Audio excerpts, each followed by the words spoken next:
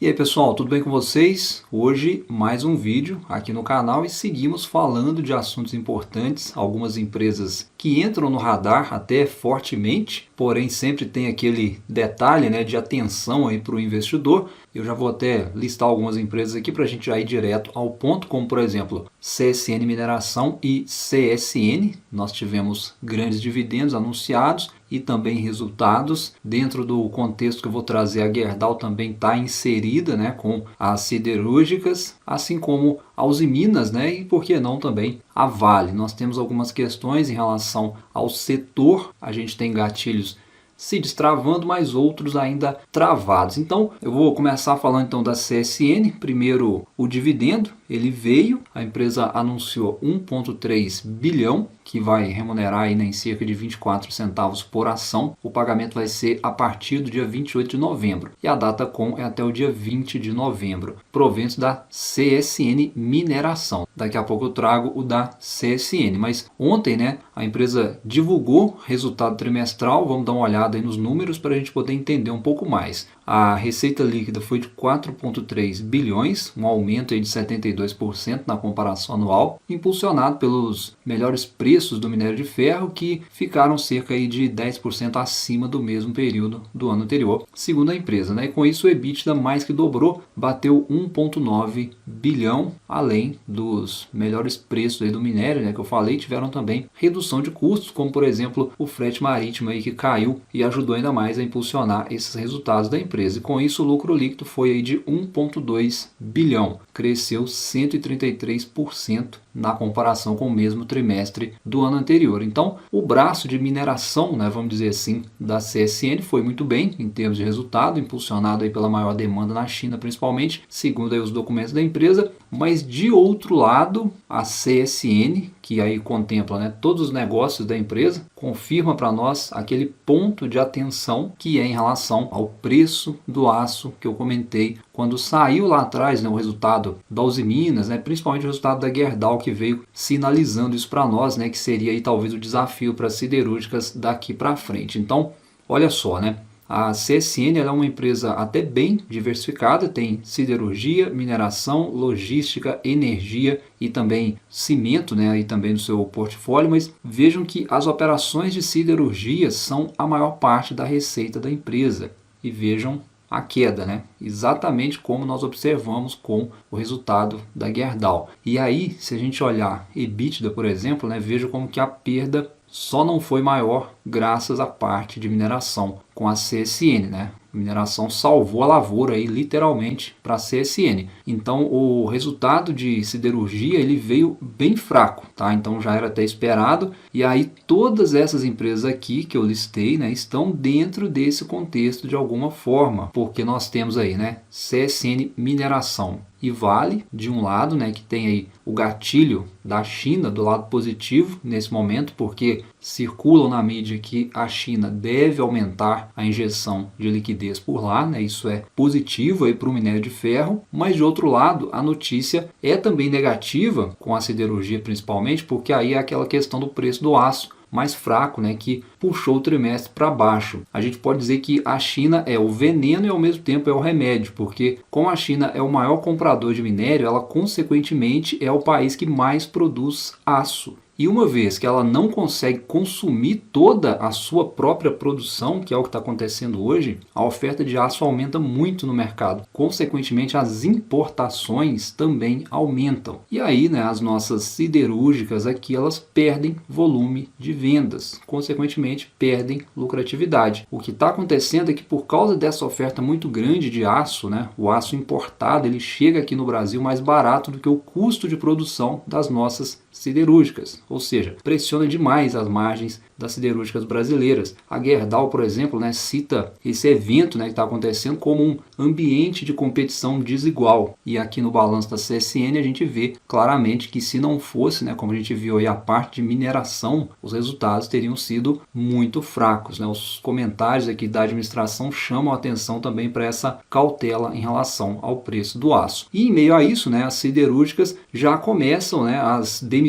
Por exemplo, a Gerdau já está fazendo isso, já demitiu aí bastante gente e pede, né, inclusive impostos aí sobre importação, pressionando até o governo aí por providências. E aí, né, por mais que a bolsa hoje, né, esteja bastante otimista, se olha aí o mercado, está todo mundo subindo, mas a coisa não está tão simples assim, tá? Em relação a essas empresas aqui especificamente, né, para o cenário melhorar, seria, além da China, né, ter que voltar a consumir minério para poder manter a demanda para cima, ela precisaria também dar conta de consumir o próprio aço que ela produz, ou cortar a produção, né? E isso não é o caso, não é o que está acontecendo ainda. Qualquer notícia atravessada que surgir pode mudar o rumo das coisas. Se o governo, por exemplo, tomar alguma medida mais rígida, por exemplo, em relação à importação do aço, né, aí sim, o otimismo aqui para as siderúrgicas, aí ele pode continuar. Mas do contrário, essa alta toda aí da abertura de hoje pode não se sustentar. Mas ainda falando de CSN, a empresa também aprovou dividendos. Não foi só a CSN Mineração, a CSN anunciou que vai pagar 985 milhões, correspondentes aí a 74 centavos por ação. O pagamento será a partir do dia 29 de novembro e a data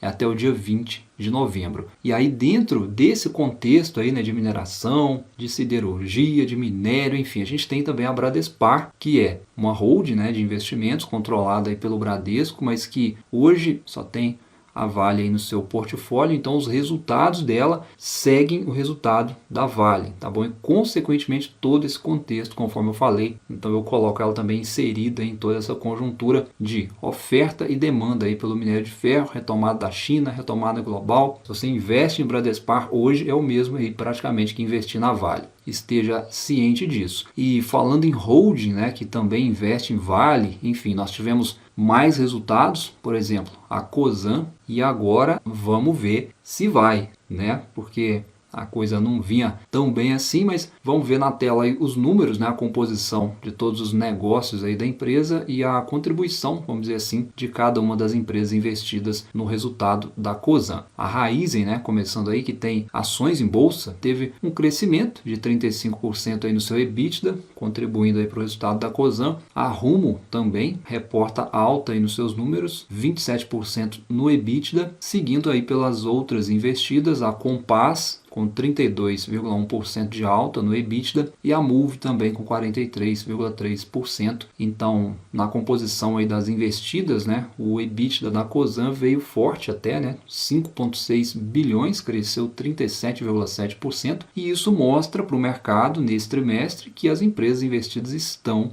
gerando resultado com as suas operações. E a empresa reporta um lucro aí de 236,9 milhões, inferior, né, ao mesmo período do ano passado, sim, mas bem superior ao segundo trimestre, sinalizando aí uma retomada. Então, a pergunta continua, né? Será que agora vai? Porque o mercado gostou dos números, aparentemente, apesar dessa alta não ser só por causa do resultado, mas o destaque fica aí, né, para o maior EBITDA que a empresa reportou e também o menor endividamento. Porque agora sim, né, a empresa está menos endividada, com uma relação dívida líquida sobre o EBITDA de 1,7 vezes. É um patamar saudável, se isso se mantiver, obviamente, mas os negócios aí que a empresa investe, apesar de não serem tão tranquilos assim, eles reportaram melhoria importante, né, e fez com que a empresa desse aí um respiro em termos financeiros, né? E eu só chamo a atenção aqui para quem está estudando essa empresa que não é ação ainda para dividendos, tá bom? Para quem investe buscando dividendos, eu creio que ela ainda tem um caminho longo aí rumo à consolidação. Holding é isso, é investimento, é mais investimento e está certo, né? Esse é o propósito e futuramente aí os dividendos podem vir já com a empresa colhendo os frutos dos investimentos, mas para isso tem que investir e é isso que a empresa está fazendo. A questão toda é você, investidor, decidir se tem ou não essa paciência aí para esperar o resultado vir, sabendo, né, que tem empresas mais tranquilas na bolsa hoje. Minha opinião, mas o resultado da empresa aí veio sinalizando melhora. E ainda falando aqui de holding e falando também de dividendos, a Itaúsa também divulgou resultados e pagamento de proventos. Vamos começar com os dividendos que a empresa anunciou, na verdade, JCP, né? Esse é referente aos pagamentos trimestrais, os 2 centavos de costume aí em JCP. A data é até o dia 30/11 e o pagamento será no dia 20 de dezembro, né? E já passando direto para o resultado, a empresa segue reportando números fortes. O Banco Itaú, como sempre, né, puxando os números da holding para cima, dentro aí do setor financeiro. Aqui junto também as vendas aí de ações da XP. Mas dentre as demais empresas investidas, nós temos aí, né, o grupo CCR, a Egea Saneamento e Copa Energia, que são os destaques positivos. As outras sem grande evolução, mas a empresa reporta aí na última linha um lucro líquido de 4 bilhões, né? Aí já excluindo os eventos não recorrentes, então foi um aumento aí de 15% no lucro, e acho que o destaque aí fica então, né, para o ROI, mais de 20% no trimestre. Vamos ver se fecha, né, o ano de 2023 na casa dos 20%. É um excelente retorno sobre o patrimônio líquido. E também, né, uma questão importante aí, né, que a administração da empresa bateu muito na tecla, é a questão da desalavancagem, que agora sim, né, foi feita aí de forma bastante considerável, né, reduziu aí 70%, mais de 70% na verdade, o seu endividamento, muito por conta aí das vendas de ações da XP, tudo, né, já conforme o planejado lá atrás, amplamente divulgado ao mercado como estratégia aí da empresa para esse fim. Então, a Itaúsa, ela usou esse dinheiro, né, de venda de ações da XP para amortizar, né, para pagar 60% aí das debêntures de forma antecipada, e agora a empresa está líquida, né, sem dívidas aí pelo menos até o meio do ano de 2025. E com isso, pode haver espaço para mais investimentos no curto prazo aí mais ou menos, ou pagamento de dividendos. 2024 então no azul aí literalmente para a Itaúsa,